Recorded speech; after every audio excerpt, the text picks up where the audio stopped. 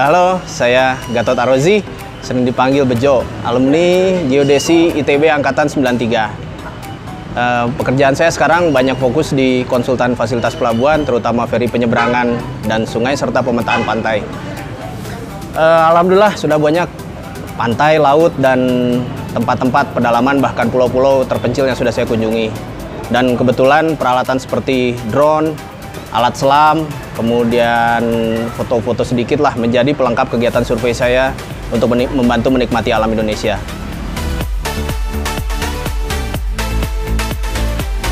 Saya memang waktu itu lulus pasca krisis moneter dan itu mengubah jalan hidup dan mimpi saya. Tadinya saya pikir siap-siap bekerja secara normal, penghasilan tetap, menikah, tua, lalu pensiun. Tapi berkat krisis moneter yang memang sulit untuk cari pekerjaan malah membuat saya mengarahkan diri saya untuk bekerja mandiri, proyek, bikin studio, lalu bikin perseroan. Saya memang tidak terlalu pilih-pilih ketika mencari talent karyawan untuk bekerja bersama. Apalagi mengerjakan proyek baru artinya adalah mengerjakan dan belajar hal-hal baru. Ada kebahagiaan tersendiri ketika bisa membangun usaha dan mengumpulkan sebisa mungkin talent-talent yang ada, termasuk yang belum mendapatkan kesempatan sebelumnya.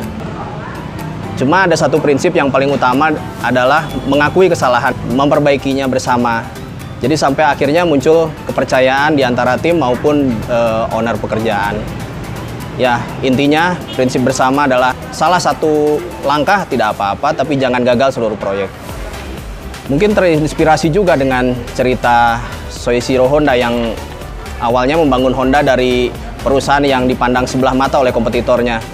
Tapi selanjutnya sejarah akhirnya merekam bagaimana Honda menjadi perusahaan yang sangat besar dan sukses dan mendunia saat ini. Seiring waktu juga memberikan jalan hidup yang lebih seru dan penuh hikmah untuk saya syukuri. Dan saya bersyukur bahwa dalam usaha kami, kondisi kantor kami yang baik ini selalu bisa memenuhi kewajiban-kewajibannya. Dan setiap saya melewati satu pelabuhan yang pernah kami rancang atau kami ikut membangun atau memberikan kebijakannya, ya kami cukup tersenyum dan berbahagia.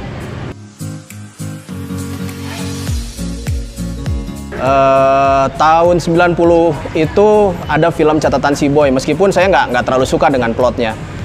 Tapi dengan adanya Honda Civic, memang menjadi target mimpi saya waktu tahun 90-an itu. Dan terkenang dengan itu, sekarang akhirnya saya punya hobi mengkoleksi barang-barang otomotif Honda old school, terutama yang merek Honda Civic produksi tahun 8891. Alhamdulillah hobi ini didukung oleh anak-anak dan istri saya. Dan saya juga menjalankan hobi ini sangat pelan dari awal tahun 2005. Dan koleksi tersebut kebetulan juga tidak saya simpan di rumah semata, apalagi mengingat mobil-mobil tua tersebut harus dirawat dengan hati. Biasanya saya bangun mobil, kemudian ya saling berbagi pakai dengan teman-teman lain yang kebetulan fanatik Civic juga. Dan akhirnya memang mobil-mobil itu tetap bisa memberi manfaat sehari-hari, tidak sekedar barang koleksi.